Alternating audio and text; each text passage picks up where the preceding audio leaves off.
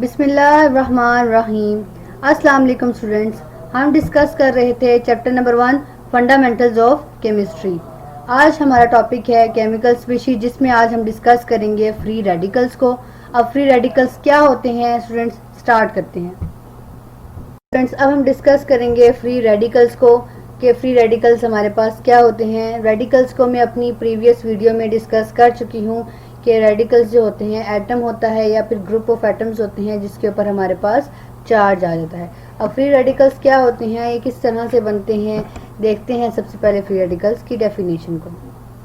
Free radicals are atoms और group of atom possessing odd number of unpaired electrons.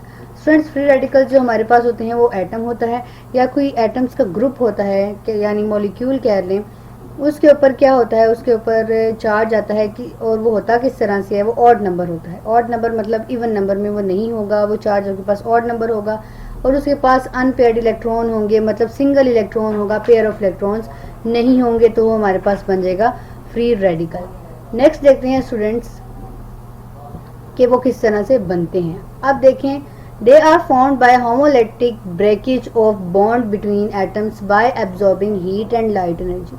Students, अब free radical जो होते हैं ये खुद ब खुद एग्जिस्ट नहीं करते, इनको हम बनाते हैं। किस तरह से बनाते हैं, उनकी होमोलिटिक ब्रेकेज करते हैं एटम्स की, किस तरह से जब वो हीट या फिर लाइट एनर्जी को एब्जॉर्ब करते हैं। वो हीट और लाइट एनर्जी हमारे पास सनलाइट की सूरत में भी हो सकती है, उसकी वजह से भी होमोलिटिक ब्रेकेज होता है, जिसकी वजह से हमारे पास एक फ्री रेडिकल बनता है। स्टूडेंट्स, मैं ये टर्म यूज कर रही हूँ होमोलेटिक ब्रेकेज की। अब होमो मीन स्टूडेंट्स होता है इक्वल, लेटिक मीन ब्रेकेज, मतलब इक्वल ब्रेकेज करवाते हैं।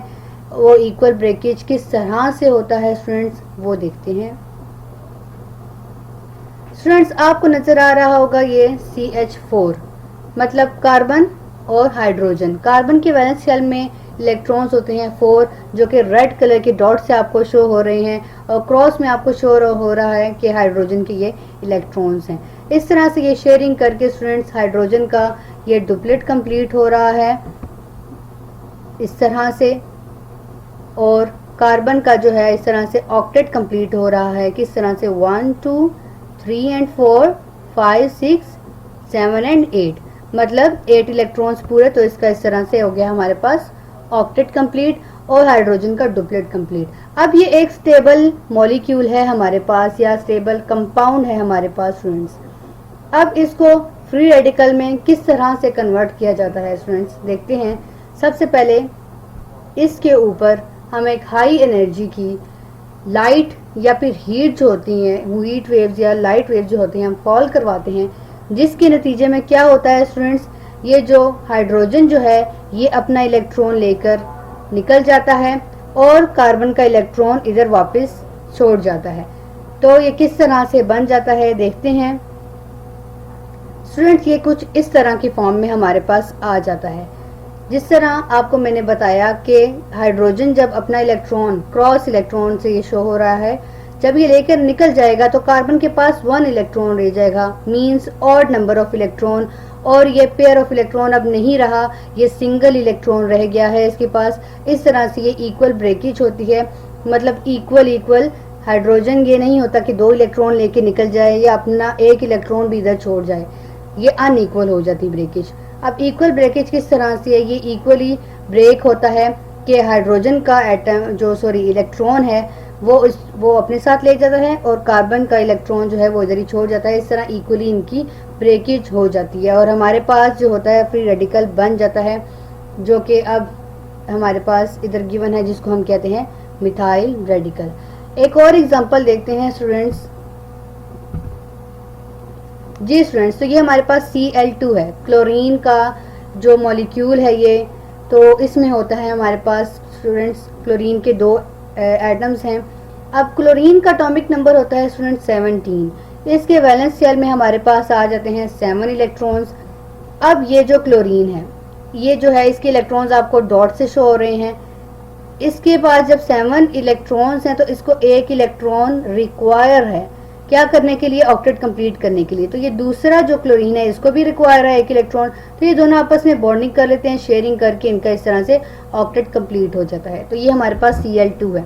अब अगर Cl2 को, इस मॉलिक्यूल को अगर हम फ्री रेडिकल में कन्वर्ट करना चाहते हैं तो सेम वही प्रोसेस है स्टूडेंट्स, हम क्या करेंगे, यस हाई एनर्जी जो है उसको, जब हाई एनर्जी हम इस पर फॉल करवाएंगे, हाई एनर्जी लाइट होगी या हीट होगी, हम इस पर जब फॉल करवाएंगे स्टूडेंट्स तो होमोलेटिक ब्रेकेज होगी, इक्वल ब्रेकेज होगी, जिसके नतीजे में क्लोरीन अपना जो इलेक्ट्रॉन है वो लेकर हट जाएगा और दूसरा वाला क्लोरीन जो है क्रॉस से जिसको शो किया गया इलेक्ट्रॉन उसके, वो अपना इलेक्ट्रॉन लेकर हट जाएगा उस जगह से। इस तरह से इनकी बॉन्डिंग ब्रेक हो जाएगी और इनके पास क्या रह जाएगा, और नंबर ऑफ इलेक्ट्रॉन्स होंगे, बाकी जो पेयर्स में हैं लेकिन जो बॉन्डिंग करके पेयर ऑफ इलेक्ट्रॉन बन गए थे वो अब फिर से क्या हो जाएंगे, सिंगल हो जाएंगे, उनका पेयर टूट जाएगा। इस तरह से ये ऑड पे ये अनपेयर्ड हो इलेक्ट्रॉन्स हो गए, और ऑड किस तरह से हो गए, एक एक इलेक्ट्रॉन जो है इनके पास अब रह गया अनपेयर्ड। इस तरह से ये ऑड नंबर ऑफ इलेक्ट्रॉन्स हो गए और इस तरह से हमारे पास एक फ्री रेडिकल